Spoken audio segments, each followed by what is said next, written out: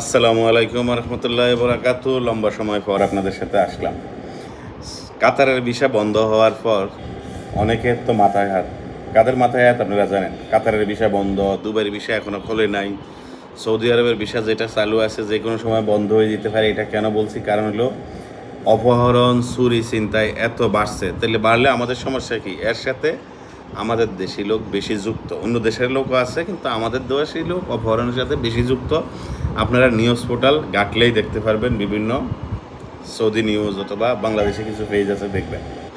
তো সব কিছু মিলে এখন কাতারের বিশাল সিস্টেম, আমি ওই দিনকে আমার অফিসিয়ালি সিস্টেমে দেখলাম যে বাংলাদেশে যেখানে ভিসার জন্য অ্যাপ্লাই করবে সেই সিস্টেমটাই উঠাই দিছে, মানে বাংলাদেশের নামটাই সেখানে নাই।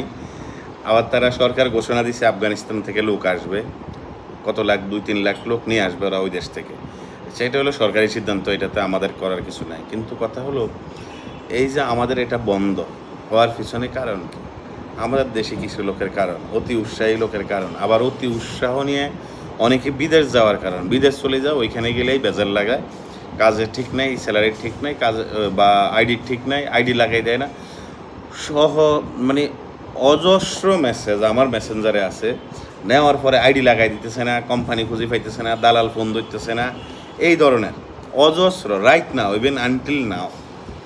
তো কীভাবে হবে পৃথিবীর সব দেশে? এরপরে আমাদের রাজনৈতিক, বাংলাদেশের পলিটিক্যাল অবস্থাও খারাপ। এটার জন্য একটা দায়ী বাংলাদেশের মানুষ বিদেশে যায়, আকাম কুকাম করে, বিভিন্ন ক্রাইমের সাথে যুক্ত হয় কিছু একটা অংশ, সবাই না, খুব কম সংখ্যক, কিন্তু একে ফাপ করে 10 ভোগে, এটাই দুনিয়ার নিয়ম।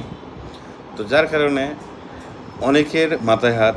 আবার দেখেন, এতে করে আমি ভাবতেছি যে এখানে যদি আমাদের দেশের কিছু লোক বিদেশ যাইতে পারতো, তাইলে দেখেন বিদেশে যাই এখন অনেকে বলবেন যে কাজ নাই, এটা নাই, সেটা নাই। সেখানে সবাই কাজ নাই কথা বলা যাবে না।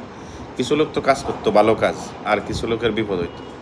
তো মুদ্রা কথা হইলো বন্ধ হয়েছে, ওইটা নিয়ে আফসোস হইতেছে। আমাদের দেশের অনেকের অনেক কিছুই বন্ধ হয়ে যাবে আস্তে আস্তে। যাই হোক, আমাদের প্রবাসীদের কিছু দোষ আছে, আমাদের পলিটিক্যাল কিছু দোষ আছে, রাজনৈতিক অস্থিরতা আমাদের মধ্যে বিরাজমান।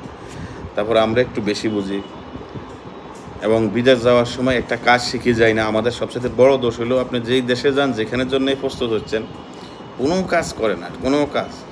27-28 বছর বয়স হয়ে গেছে, 30 বছরে বিদেশ যাইতেছে, 28 বছরে যাইতেছে, একটা কাজ জানে না। শুধু বলে যে দিলে পারমো, যেটা দেখলে করতে পারমো, কোনো কাজ জানে না।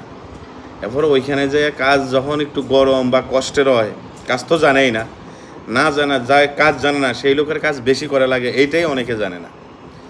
যে কাজ জানে না সে বেশি কাজ করে লাগে। আল্লাহ আমাদেরকে হেফাজত করুক। ভিসা বন্ধ হয়েছে, ওইটা নিয়ে আমার কোনো দুই মত পোষণ নাই। এটা ওই দেশের সরকার যেটা ভালো মনে করে ওইটা আমাদের মানতে হবে। তার দেশ তারা কীভাবে চালাবে, এটা হলো সবচেয়ে বড়। সবাই ভালো থাকবেন আর সুস্থ থাকবেন, ওই দেশের আইন মেনে চলেন। আপনারা দেখেন, কোনো দেশের সরকার আমাদেরকে ডাইকা অফার দেওয়া নেয় নাই, আমরা নিজের ইচ্ছায় বিদেশ গেছি। তো নিজের ইচ্ছায় যেহেতু বিদেশ গেছি, ওই দেশের আইন মানতে হইব, আইন মেনে চলুন। ভালো থাকবেন, সুস্থ থাকবেন। আপনার ভালো ব্যবহারে আমাদের ভবিষ্যৎ প্রজন্ম আবার বিদেশের রাস্তা ওপেন হবে, আমরা যদি ভালোভাবে চলি। আসসালামু আলাইকুম।